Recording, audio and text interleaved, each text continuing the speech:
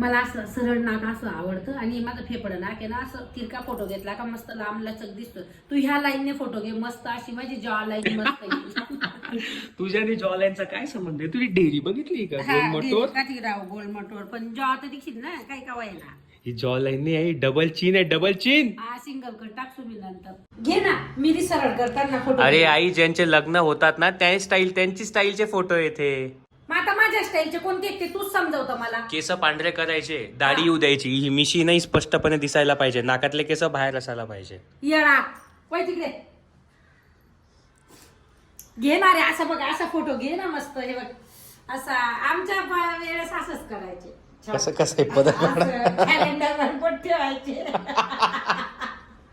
अजून काय करायचे? कळशी हातात धरायची आणि त्याच्यावरती तारीख राहायची लग्नाची.